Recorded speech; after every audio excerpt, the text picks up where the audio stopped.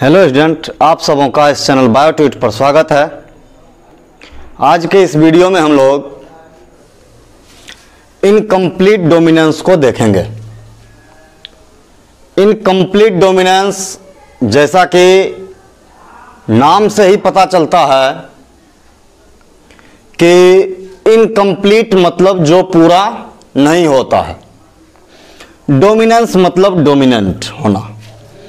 तो हम लोग जानते हैं कि मेंडल जो है वह लॉ ऑफ डोमिनेंस दिया था, जिसमें उसने कहा था कि मदर और फादर का जो कैरेक्टर होता है उसमें से कोई एक कैरेक्टर बच्चे में आता है।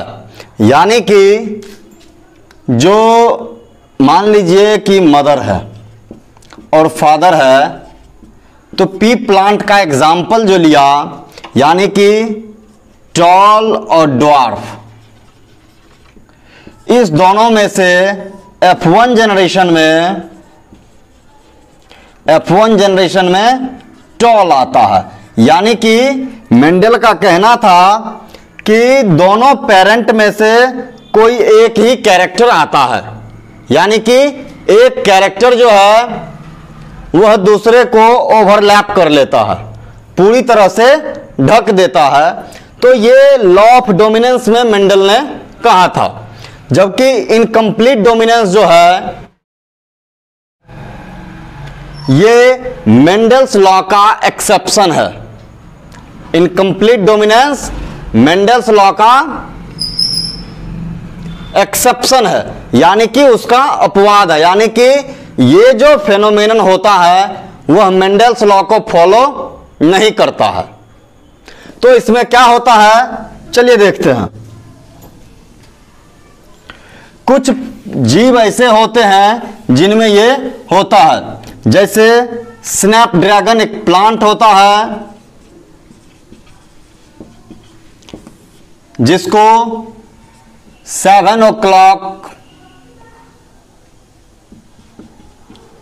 या 10 o'clock प्लांट कहते हैं।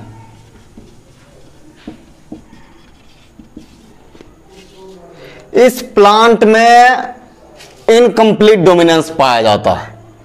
तो इनकम्प्लीट डोमिनेंस में क्या होता है, तो जैसा कि नाम से ही हम जानते हैं कि क्या हो गया कि F1 generation does not contain the character of either of the parent. यानी कि F1 जनरेशन में दोनों पेरेंट में से किसी का कैरेक्टर नहीं आता है। तो क्या आता है, आखिर जब दोनों पेरेंट में से किसी का कैरेक्टर नहीं आता है तो आता क्या है, तो कोई तीसरा कैरेक्टर ही आ जाता है। और वह तीसरा कैरेक्टर क्यों आता है वो हम लोग देखेंगे। तो वो तीसरा कैरेक्टर आने का कारण है कि जो दो कैरेक्टर होते हैं, जो दो पेरेंट के कैरेक्टर होते हैं, मेंडल के अनुसार उसमें से एक डोमिनेंट होना चाहिए, एक रिसेसिव होता है। एक डोमिनेंट होता है, एक रिसेसिव होता है, और डोमिनेंट कैरेक्टर रिसेसिव को ढक लेता है। लेकिन इस फेनोमेनन में क्या होता है कि डोमिनेंट कैरेक्टर जो है वह पूरी तरह से रिसेसिव को कवर नहीं कर पाता है, जिस कारण से क्या होता है कि कोई तीसरा रंग ही, कोई तीसरा कैरेक्टर ही आ जाता है। तो इसको हम लोग समझेंगे इस तरह से कि जो इस प्लांट में, स्नैपड्रैगन प्लांट में क्या होता है, दो तरह के फ्लावर होते हैं। 2 types of flower present in Snapdragon plant.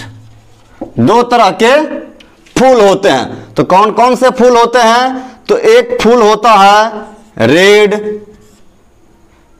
जिसको हम 2 कैपिटल R से डिनोट करते हैं, और एक होता है व्हाइट, जिसको हम स्मॉल r से डिनोट करते हैं। इसमें क्या है कि रेड जो है यह डोमिनेंट होता है और व्हाइट जो है यह रिसेसिव होता है। लेकिन जब दोनों रेड और व्हाइट के बीच क्रॉसिंग होती है, जब रेड और व्हाइट के बीच क्रॉसिंग करवाया जाता है तो रेड नहीं आता है, इसके जगह पर पिंक आ जाता है। यानी कि एक कैपिटल आर जो जीन है, जो फैक्टर है या जो एलेल्स है, वह स्मॉल आर को कंप्लीटली ओवरलैप नहीं कर पाया। इसी कारण से तीसरा कैरेक्टर आ जाता है। तो ये डोमिनेंट हो गया, जिसको हम लोग रेड लेते हैं, रेड है, और जो रिसेसिव है वह स्मॉल आर से उसको हम लोग डिनोट करते हैं। तो इस तरह से मान लीजिए कि रेड है जिसको हम लोग कैपिटल आर लिखे, और व्हाइट है जिसको हम लोग स्मॉल आर लिखे। इसको हम लोग मान लेते हैं कि यह फीमेल है, इसको मान लेते हैं मेल है। तो जब इसका गैमेट बनेगा तो क्या होगा, एक सिंगल आर होगा। सिंगल आर क्यों होगा, क्योंकि हम लोग जानते हैं कि गैमेट जब बनता है तो मियोसिस सेल डिवीजन के बाद बनता है। और मियोसिस सेल डिवीजन में क्या होता है कि नंबर ऑफ क्रोमोसोम्स जो है वो आधा हो जाता है अपने पेरेंट के। यदि पेरेंट में 2 सेट क्रोमोसोम है तो गैमेट में केवल 1 सेट होगा, यानी कि हैप्लोइड होगा।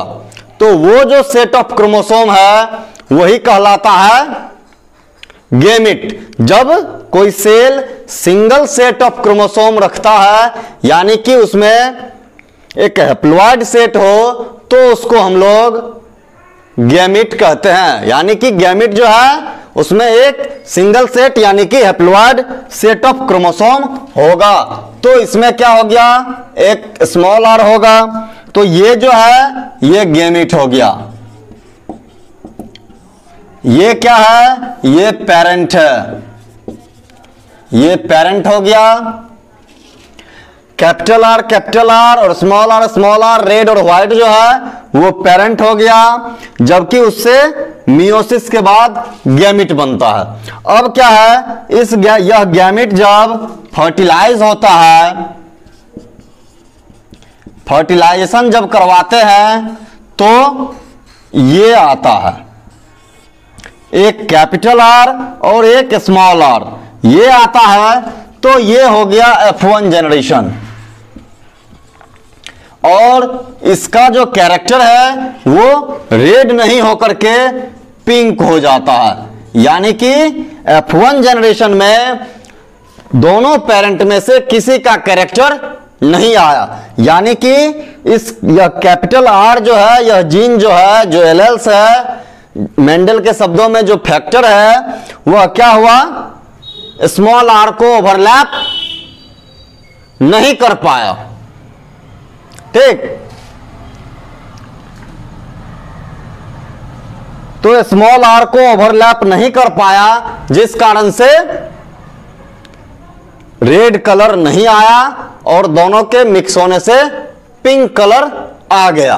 तो ये तो हो गया F1 जनरेशन। जब हम लोग इसका F2 जनरेशन प्राप्त करते हैं तो F2 जनरेशन हम लोग देखेंगे कि जब F2 जनरेशन प्राप्त करते हैं तब क्या होता है। इसके नीचे होगा सेल्फ पॉलिनेशन के बाद इस तरह से ये हुआ F1, जो नीचे लिखे थे उसी को ऊपर लिख दिए, ये पिंक कलर हो गया। तो जब इसका हम लोग सेल्फ पॉलिनेशन करते हैं, जब सेल्फ पॉलिनेशन करते हैं तो क्या होगा, 2 गैमेट बनेगा, एक कैपिटल आर और एक स्मॉल आर। मेल और फीमेल दोनों में सेम टाइप ऑफ गैमेट बनेगा, एक कैपिटल आर एक स्मॉल आर। एक को हम लोग फीमेल एक को मेल मान लेते हैं।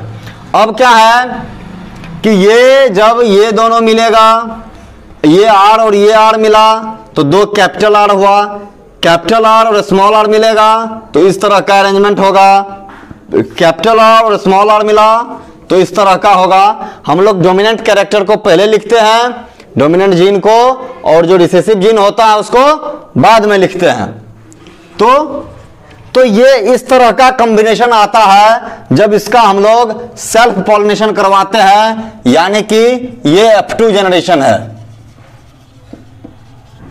जब F2 जनरेशन प्राप्त करते हैं तो इस तरह आता है। तो अब क्या है, ये है तो इसका कैरेक्टर हो गया रेड, इसका कैरेक्टर हो गया पिंक, इसका भी कैरेक्टर हो गया पिंक, और इसका कैरेक्टर हो गया व्हाइट। यानी कि अब F2 जनरेशन में 3 तरह के फूल आ गए, रेड, पिंक और व्हाइट। तो फिनोटिपिक रेशियो जो होगा,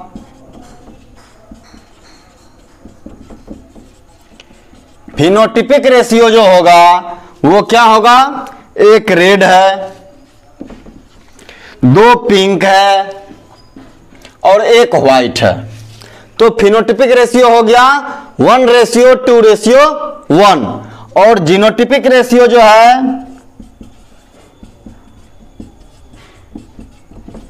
वह भी 1:2:1 होगा। यानी कि इन कंप्लीट डोमिनेंस में फिनोटिपिक और जीनोटिपिक रेशियो दोनों बराबर होता है। तो ये इनकम्प्लीट डोमिनेंस है। इसी तरह से और भी चीजों को आसानी से समझने के लिए चैनल को जरूर सब्सक्राइब करें ताकि आपको लेटेस्ट अपडेट मिलता रहे। वीडियो को लाइक करें, वीडियो को शेयर करें। Thank you.